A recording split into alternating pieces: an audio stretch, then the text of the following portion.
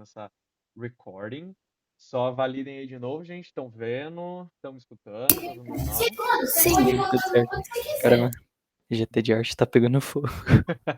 O GT de arte tá pegando fogo mesmo, caramba. Boa. Ok, então eu começo explicando para vocês sobre Scrum e eu cito aqui um pouquinho de. Meu cachorro começou a comer de novo a fita, né, gente? Mas tá tudo bem, ele não vai morrer, eu acho. Mas de toda forma, é, eu cito aqui meio que um pouco da teoria de Darwin, tá bom? Eu acho que vocês já escutaram já ou já estudaram minimamente ali um pouco de biologia e devem ter uma noção sobre seleção natural e esse tipo de coisa. Mas é um ponto bem interessante, um paralelo bem interessante que é feito entre a produção entre métodos de desenvolvimento de software, em especial os métodos ágeis, e no caso a gente está falando de um deles. A gente vai falar nessa nossa aulinha, mais ou menos, de GT técnico, sobre Scrum, tá bom? A maioria das empresas gosta de fazer Scrum, tá bom, gente? Vocês vão escutar aí sobre a gente usa Sprint, a gente tem XY coisa, e geralmente as empresas elas adoram usar Scrum, só que geralmente elas não seguem exatamente o Scrum. Elas usam algumas adaptações, mas só para vocês conseguirem entender por que que a gente fala de Scrum e por que que eu vou começar falando para vocês um pouco da história de como que chegou até lá, para vocês entenderem tanto a motivação dos métodos ágeis, quanto por que que, de certa forma, projetos imaturos, eles continuam seguindo outras metodologias não ágeis, tá bom? Então, só para vocês entenderem, quando eu falo que existe imaturidade num projeto, ele pode ser qualquer tipo de projeto. Pode ser um projeto de uma empresa que você está trabalhando, pode ser um projeto que você está desenvolvendo, pode até ser o projeto que você está desenvolvendo em engenharia de software que o professor pede para seguir o Scrum, e talvez ele não esteja seguindo de fato o Scrum, tá bom? Projetos imaturos, eles têm algumas características. Essas características geralmente estão nessas 4 aqui que eu listei, são geralmente que você consegue perceber, tem muitas outras coisas que dá para perceber, mas geralmente são essas, beleza? A principal característica é o modelo opaco, beleza? É o que vocês provavelmente devem ler por aí, chamado o que a gente chama de black box. Eu vou evitar usar esse tipo de termo, só por questões raciais, tá bom? Só para a gente não associar nada como black box, uma coisa ruim, e white box, que eles usam esse termo, como algo bom, tá bom? Então vamos falar que modelo opaco é basicamente o que vocês chamam aí de black box, mas vamos tentar evitar usar esse tipo de termo, tá bom? E basicamente, o que que seria um modelo opaco? Você entra, você dá um input e ele sai alguma coisa, certo? E geralmente, quando a gente está falando de um processo que não tem uma especificação clara, não existe uma metodologia, geralmente esse produto ele vai sair disforme, certo? Porque cada um faz do seu jeito, as pessoas elas decidem como elas querem fazer alguma coisa, ou de repente eu implemento alguma coisa e essa coisa que eu implementei já estava implementada em alguma outra parte do sistema e de repente essa outra parte do sistema que eu implementei, ela poderia ser reaproveitada, então é um trabalho redundante, certo? Ou até mesmo uma ambiguidade em que eu estou fazendo uma mesma operação, só que diferentes partes do sistema não conseguem se adaptar corretamente a outras mudanças de outros módulos do sistema, tá bom? Além de que tem o clássico momento em que, se a gente não segue uma metodologia muito clara de desenvolvimento de software, vai acontecer o momento em que cada um faz o software na sua casinha e a hora de juntar tudo dá errado, certo? É o clássico ali do quando você estava ali na escola, de que cada um fazia uma parte do projeto e depois juntava tudo no final e dava super errado, beleza? E de fato, isso dá muito errado, beleza? Porque é o que a gente fala de dificuldade de ter uma prática auditável, certo? Então vamos chamar isso de glass box ao invés de white box, tá bom? Vamos chamar ela de glass box porque eu consigo ver através dela, eu consigo entender o que está acontecendo, eu consigo entender exatamente onde o projeto está e para onde ele vai, certo? E as metodologias, a gente chama elas de metaprocesso, porque no fundo são processos para os outros processos internos dentro né, das metodologias funcionarem, certo? E de novo, ela não é fixo, e não, então ela é completamente flexível. Por exemplo, se vocês forem trabalhar, provavelmente vocês vão ouvir a empresa falando: ah, a gente não segue nenhum modelo em específico. Eles seguem alguma coisa, mas geralmente seguem derivações, coisas parecidas com Scrum, ou seguem XP, ou seguem algum Kanban, sei lá, seguem várias outras coisas aí, várias outras metodologias ágeis, que são abordagens de como resolver toda essa bagunça que é o desenvolvimento de software, tá bom? Provavelmente vocês já tiveram a experiência de tentar desenvolver um projeto em grupo, em dupla, e tiveram muita dificuldade de conseguir entender o que fazer, como fazer alguma coisa, se vocês deviam fazer isso ou aquilo. Então, essas metodologias elas servem para isso. Como eu disse, apesar de que vocês podem falar, pô, mas eu acho que ninguém usa mais o modelo waterfall.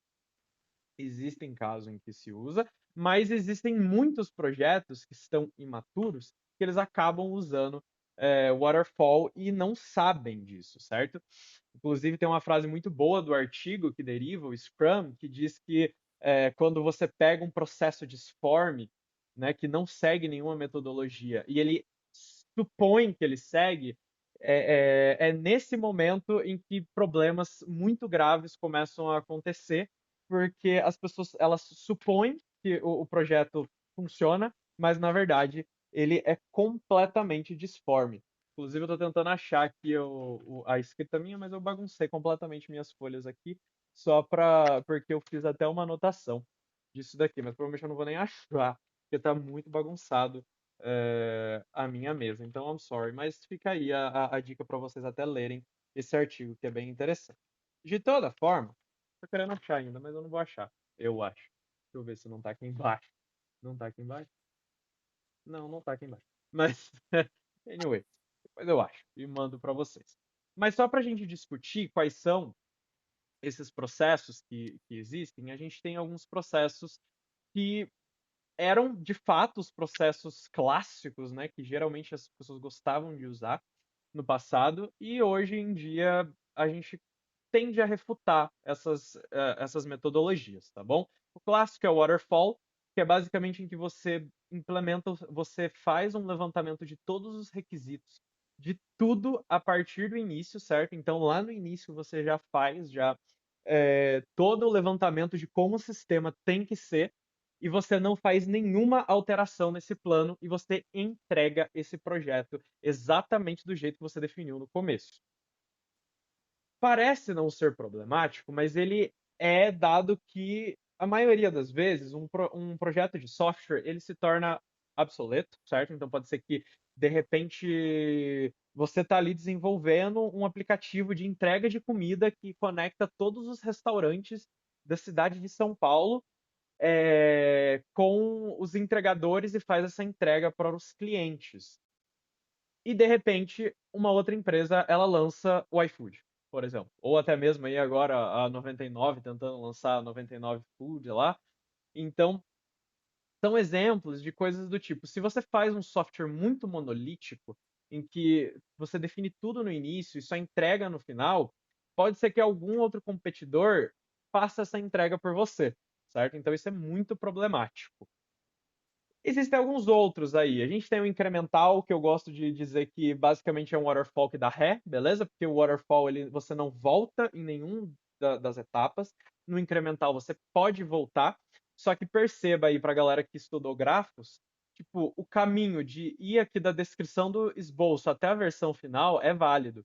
Então, se de repente você descreveu o esboço, desenvolveu, validou e chegou numa versão que é validada, né? Então ela não voltou para cima, pode ser que vai ser a sua entrega e é isso, certo? Você entregou o seu software acabou, ele não vai ser incrementado mais, beleza?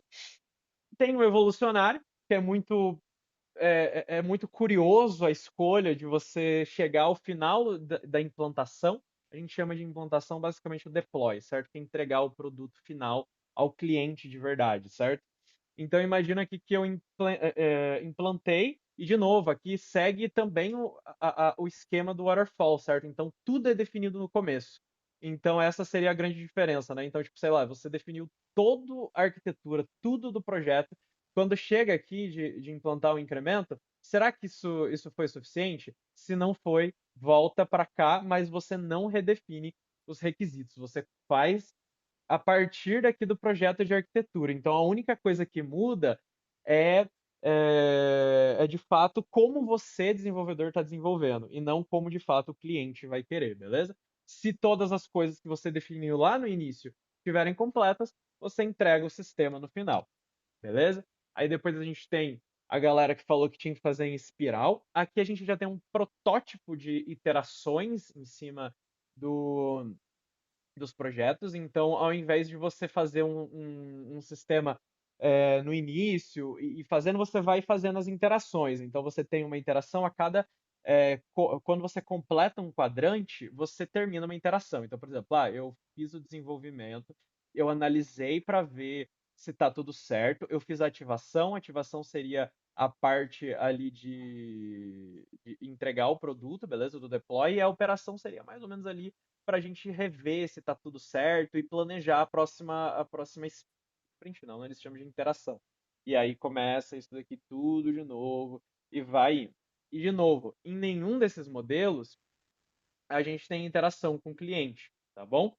Uma outra coisa que também originou o método do Scrum é o uso aqui do que a gente chama de Rational Unified Process, que seria usar a orientação a objeto, o UML e outros tipos de esquema para poder fazer também essa dinâmica aí de entrega. Ao invés de você usar uma linguagem ubíqua, você usa uma linguagem propriamente do desenvolvimento de software, tá bom? Aqui tem a descrição de como isso é feito, mas eu vou pular ela, é só para tipo de referência, se alguém quiser dar uma lida aqui, tá escrito aqui todas as coisas que é feito. A única coisa que eu quero dar uma ressalva aqui, ó, esse tal de meio ambiente aqui, desse workflow estático do Roop aqui, não tem nada a ver com sustentabilidade, não, tá bom, gente? Isso aqui é só o deploy interno. Basicamente, o meio ambiente, eu acho que isso aqui foi uma tradução muito porca que alguém fez. Isso aqui não é meio ambiente. Eu acho que traduziram environment e, na verdade, seria um enriquecimento do ambiente de desenvolvimento. Porque uma das práticas que também estão contidas dentro dos métodos ágeis é a modularização, beleza? E aí faz sentido, né? Então você faz módulos pequenos e entrega esses módulos dentro dos projetos. Basicamente isso seria esse meio ambiente. Se alguém quiser ler aqui depois, pode ler. É interessante aí para a galera que vai fazer a prova de engenharia de software, isso aí o professor provavelmente vai pedir alguma coisa ou comentar alguma coisa assim. Então é interessante dar uma olhada nisso daqui. E aí a gente chega no manifesto ágil, beleza? Que aí é um momento em que existe uma certa revolução dentro do desenvolvimento de software, beleza? Então a gente faz um processo que a gente coloca o cliente e valida o mais breve possível, certo? Então a gente não espera o software todo estar pronto, a gente faz pequenos pacotes de entrega e entrega esse software para o cliente ver e falar, ó, gostei, continua, ou falar, não, não gostei, volta, eu quero fazer uma outra coisa, certo? O manifesto ágil também diz que o cliente não sabe o que quer. Aqui está completamente a minha opinião e totalmente a minha tese de que eu quero ainda escrever no futuro ainda, que na verdade o cliente ele sabe o que ele quer, beleza? Eu até escrevi aqui na linguagem exata do que eu quero dizer, que a gente estava comentando na nossa última aulinha lá, que era a parte de BDD, que eu falei também sobre o behaviorismo radical. Então a gente não diz que o cliente não sabe o que quer. Não é o caso do cliente não saber. É o desenvolvedor que não sabe quais são as contingências de reforço positivo que vão satisfazer o cliente, tá bom? Se vocês quiserem voltar lá, dá para vocês lerem e entenderem o que eu estou dizendo aqui na linguagem completamente técnica. Um jeito mais simples de dizer é que vocês que estão desenvolvendo não sabem se comunicar. Tá? Mas, basicamente, eh, todo mundo sabe o que reforça, certo? E a gente sabe que o cliente está buscando reforço. Eu dei aqui 2 exemplos um pouco mais técnicos dentro dessa linha de pesquisa, que diz que existem 2 reforçadores. Existem os reforçadores incondicionais, lembrando que esses reforçadores são específicos da espécie humana, tá bom? Não vale isso, não dá para você aplicar isso aqui para o cachorro, não dá para você aplicar nisso num ratinho. Depende, mas a gente está mais especificamente comentando sobre os reforçadores do ser humano, da espécie humana, tá bom? A gente tem alguns reforçadores. A gente tem os reforçadores incondicionais: comida, água, sexo e fuga da aversão. Fuga da aversão, eu dei até uma destacada ali, porque a maioria dos softwares que a gente desenvolve, eles estão relacionadas a esse reforçador, certo? A fuga da aversão. Um exemplo disso. Por exemplo, você pode pegar e fazer comida na sua casa, mas você decide ir lá e comprar pelo iFood. Por que que você faz isso? O que que no iFood te reforça a ir lá e comprar? O que te reforça é a fuga da aversão de ter que fazer a comida, gastar tempo, lavar a louça, sei lá, ter que esperar, tá bom? Eu já falei isso também, mas tudo bem. Mas são aversões, certo? É averso à espécie humana a gente gastar o nosso tempo. Às vezes você, nossa, precisa lavar a louça, nossa, que chato, ou eu quero fazer alguma outra coisa que também é reforçadora para mim, uma coisa que é mais divertida, e eu preciso fazer uma comida, por exemplo. E é claro que existem os reforçadores condicionados, tá bom? Que no caso é beleza, né? Sei lá, tipo, por que que você joga jogos que são bonitos, né, esteticamente? Porque são reforçadores condicionados, tá bom? E aí a gente entra toda naquela área de pesquisa. Então é só a minha crítica aqui quando as pessoas dizem que o cliente não sabe o que quer. Ele sabe sim, tá bom? É só vocês que não sabem se comunicar. Então é um dos pontos que precisa ser melhorado na hora que a gente está desenvolvendo um produto, que a gente está desenvolvendo software. Não é o cliente, não é burro, o usuário não é burro. É você que não sabe fazer as perguntas certas, é você que não faz um design bom e suficiente, ou até mesmo acessível, certo? Porque dizer que o usuário é burro, às vezes o usuário é neurodivergente, né? Coitadinho. E aí não tem o que fazer, né, gente? Aí vocês têm que, né? A gente precisa ser o mínimo, ter o mínimo de consciência e de acessibilidade para com os nossos coleguinhas, tá bom? E é claro, o Manifesto Ágil, ele também propõe boas coisas, né? Apesar de eu não concluir, não concordar com o cliente quando eles dizem que o cliente não sabe o que quer, a gente também sabe que o Manifesto Ágil diz que a gente consegue fazer melhores entregas em interações curtas e que a gente faz esse ciclo, ó, desenvolve, entrega e valida, certo? O mais rápido possível. E a gente tem que ter um menos volume possível de documentação, porque a documentação também se torna obsoleta, certo? Se a documentação não é automática, é melhor não nem documentar, certo? E até eu fiz a citação aqui de um livro muito bom que é chamado Clean, eu não lembro se é Clean Code ou Clean Architecture. Tá nas bibliografias aqui, depois vocês podem dar uma olhada nesse slide, tá bom? Tá ali o número 4, só procurar lá na bibliografia. Mas se o código está muito documentado, se você precisa explicar o seu código, ele é um código ruim, tá bom? Então, o Manifesto Ágil diz que a gente não pode, a gente não é que a gente não pode, né? A gente tem que ter o menor número de documentação possível dentro do código, beleza?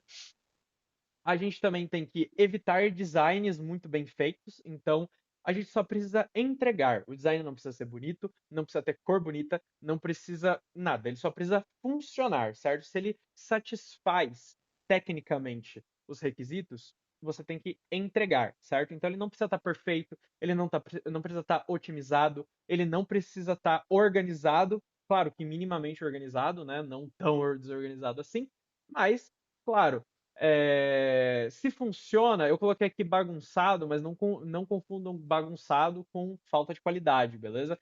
Tentem um mínimo de qualidade, mas o mínimo que funcione. Se funciona, entrega, beleza? E valida com o cliente, porque o Manifesto Ágil colocou o cliente dentro desse processo de desenvolvimento, que antes não tinha, certo? A gente também valoriza muito testes automatizados, certo? Porque como a gente precisa fazer um ciclo muito rápido de entregas, a gente não pode, por exemplo, imagina que eu fiz uma alteração no sistema e quebrou uma outra parte. Então a gente precisa que tenha testes automatizados para validar se o que a gente modificou no sistema não quebrou uma outra coisa ali, ou até mesmo que o que a gente vai entregar ele seja algo que não quebre e na hora de você apresentar para o cliente isso não vai estar funcionando, certo? E aí que entra o refactoring. Então, ao invés da gente querer entregar um código perfeito, a gente entrega um código que funciona e depois a gente melhora esse código com o tempo, beleza?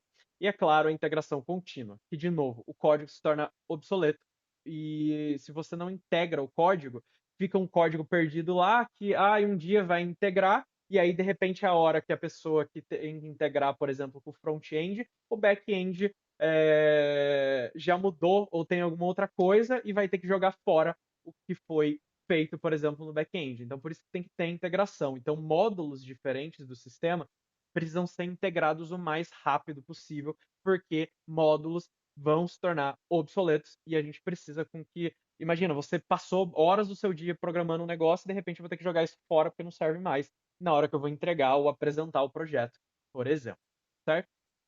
E aqui eu gostaria só de fazer um paralelozinho com vocês sobre a metodologia ágil e o método científico, tá bom? Vocês provavelmente já viram isso aí na escola, certo? Então, vocês viram aí que a gente sempre faz aquela coisa de observar, é, levantar perguntas, né, sobre alguma coisa que a gente observou, fazer hipóteses de por que isso acontece, tentar achar alguma explicação científica.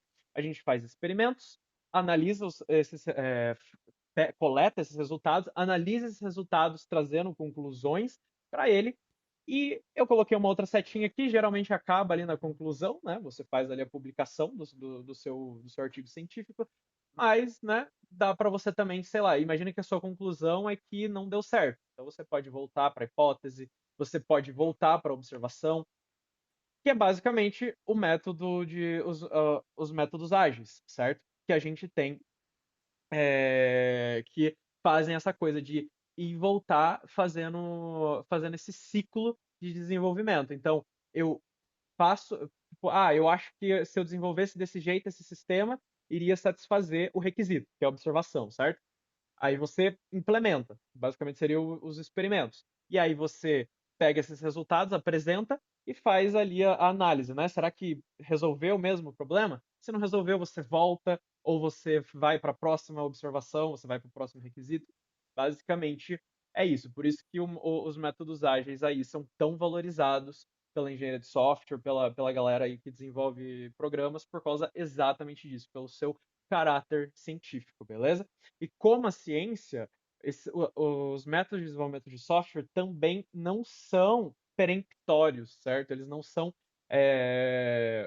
algo cristalino que não muda. Então, é questionável, você pode questionar uma implementação, você pode questionar o método ali que você está fazendo, mas é claro que sempre existe uma certa organização ali argumentativa de como você vai fazer isso, claramente, tá bom?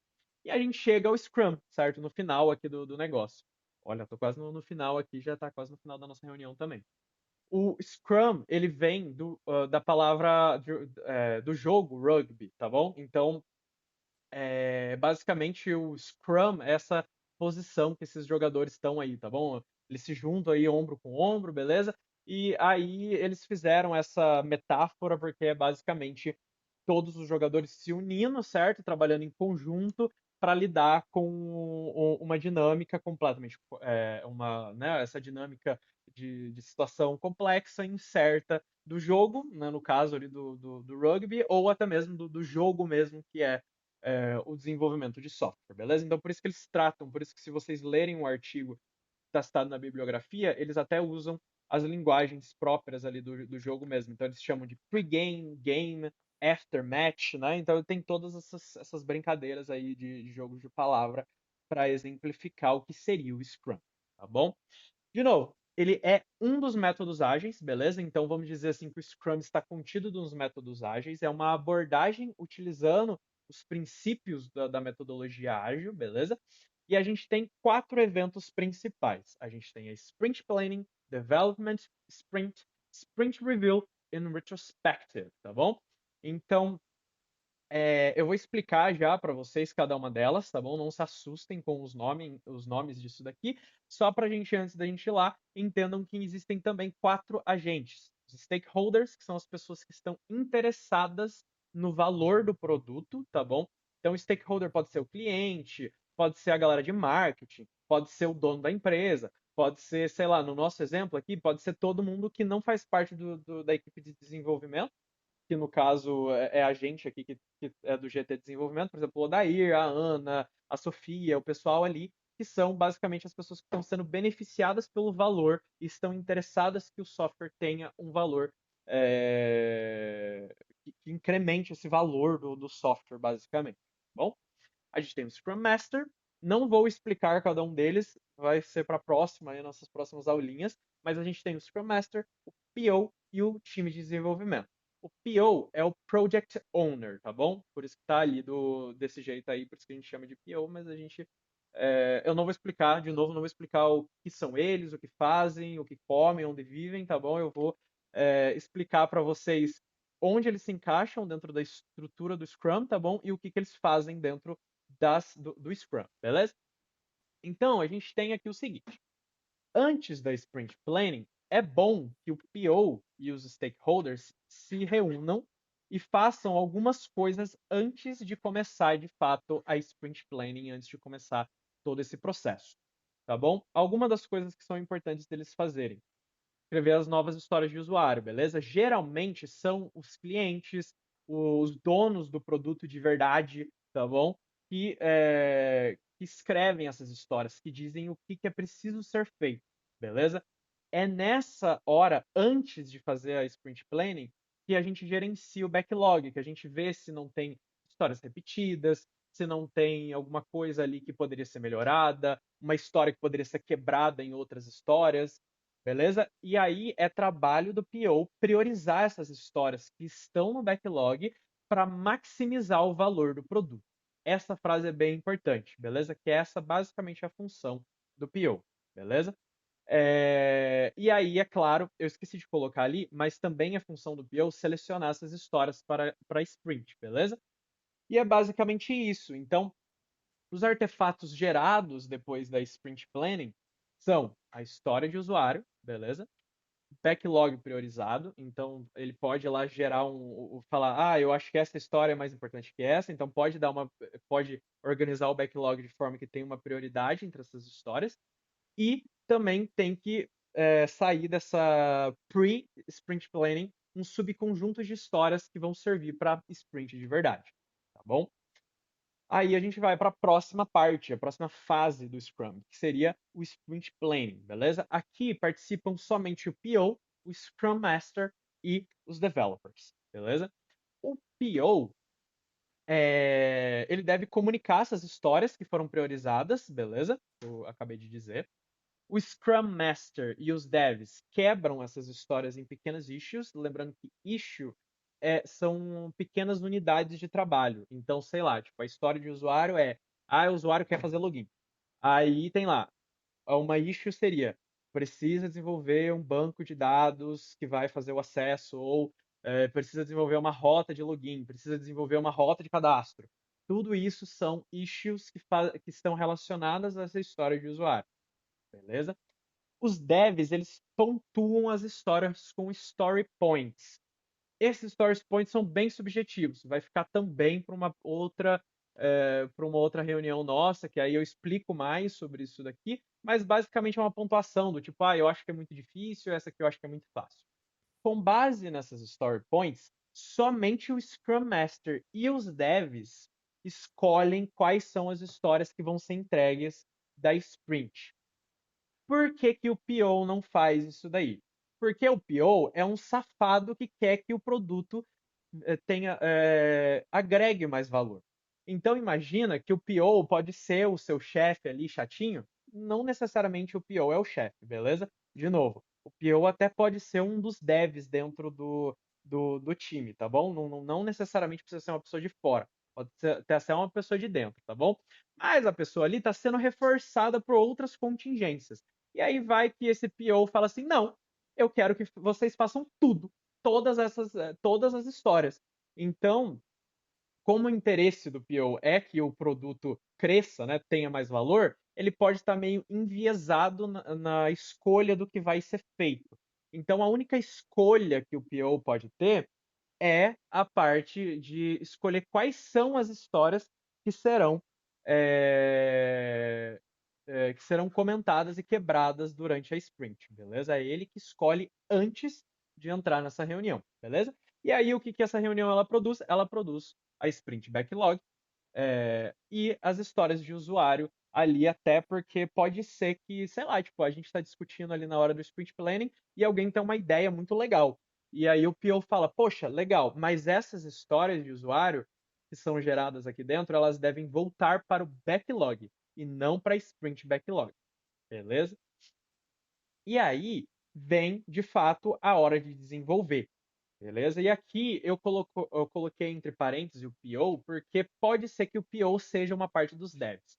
Nesse momento, nessa fase do Scrum, não existe mais separação, beleza? Os dev, se o PO for um dev, vai trabalhar também. O Scrum Master, se for um dev, vai trabalhar também. Geralmente é um dev. Então, basicamente, as atividades desenvolvidas é desenvolver as histórias, certo? De usuários do Sprint Backlog. Cuidado. Ai, nossa, mas eu vi que tem uma história de usuário no backlog do projeto que eu queria muito fazer. Não. Se não foi combinado na Sprint Planning, que isso faz parte do Sprint Backlog, ninguém vai fazer nada daquilo dali, só vai fazer o que está dentro da Sprint Backlog, beleza? Ui, sorry. E os artefatos produzidos a partir disso são o código em si, beleza? A documentação, se alguém quiser colocar alguma documentação, de repente até a documentação automática, e o deploy de fato, que seria o produto final, beleza? Para o usuário e até para os stakeholders analisarem né, todas essas, o que vocês fizeram ali durante o desenvolvimento. A penúltima fase do Scrum ela envolve vocês colocarem os stakeholders também junto nesse processo, beleza? E aí as atividades, elas estão de apresentar para os stakeholders o que vocês fizeram, beleza? E a validação com usuários reais, clientes, pode ser até os stakeholders ou até o PO, depende ali de como está feita essa organização, mas todos eles vão fazer a validação da implementação, beleza? Então eles vão falar, ah, eu gostei, ah, eu não gostei. Então, a partir disso, a gente tem alguns feedbacks, beleza? E os artefatos produzidos a partir disso são história do usuário, as issues de manutenção, se de repente tem alguma coisa que precisa, que eles falaram, ah, não gostei disso que vocês implementaram porque está com um problema aqui, deu um erro, vai como issue de manutenção, beleza? Vai para a próxima sprint, sendo para vocês consertarem para a próxima. E também artefato os done stories, sorry, que é basicamente as histórias que foram entregues de verdade, beleza? Então, pode ser que vocês não entregaram todas as coisas da sprint, beleza? E tá tudo bem. Isso faz parte também, até para entender qual às vezes teve algum problema, às vezes a história é muito complexa, precisa quebrar essa história em outras histórias, então tem tudo isso daí. E aí a gente vai ver essa coisa de quebrar de novo, o que que deu certo, o que que deu errado, por que que deu certo, por que que deu errado, exatamente na retrospectiva, beleza? E aí na retrospectiva, vão participar os devs, o PO e o Scrum Master, beleza? Principalmente ali, o PO se ele for um dev, beleza? E o Scrum Master também, que geralmente é um dev, beleza? E aí, nessa reunião da retrospectiva, são levantadas práticas que poderiam ter sido melhor, beleza? As práticas que foram legais, que foram boas, a gente reforça as práticas que foram boas, fala parabéns, gente, vocês fizeram muito bem, e a gente propõe novas formas de desenvolver para com que as coisas que não foram tão boas sejam boas, finalmente, tá bom? De novo, não essa reunião, ela não serve para ficar um catucando o outro, um xingando o outro, ai, o outro não fez o negócio, e aí é por isso que eu não entreguei, não. É só para a gente conseguir entender o que estava acontecendo. Porque dependendo do que aconteceu, às vezes não é culpa de vocês, às vezes é culpa do PO que não selecionou direito as histórias, às vezes é culpa do Scrum Master que não ajudou a galera a se organizar, ou às vezes é um dev que fez alguma coisa de fato de errado, mas tem que entender o porquê que isso aconteceu, beleza? Lembrando, a gente aqui está seguindo uma linha de behaviorismo radical, então, por favor, sem punição, beleza? A gente não vai punir um dev porque ele não conseguiu fazer um negócio em específico, beleza? E os artefatos dessa reunião aqui, dessa cerimônia aqui que a gente faz do Scrum, são as issues, beleza? Outras issues até que podem vir ali a partir dessa conversa. Histórias de usuários, sei lá, às vezes a gente pode até desenvolver uma outra coisa dentro do próprio sistema que ajude, beleza? A gente também tem adequações e mudanças no processo de desenvolvimento, então tem coisas ali que a gente vai precisar mudar, então a gente precisa documentar isso daí, dizer, ó, legal, isso daqui a gente poderia ter feito diferente, então são também artefatos produzidos pela retrospectiva, beleza? E é basicamente isso, gente. Esqueci de botar meu slide, obrigado, mas é basicamente isso. Dúvidas, perguntinhas. Eu vou parar de gravar, mas fica aí pra galera que tá em casa e a galerinha de casa assistir, beleza? Deixa eu stop here.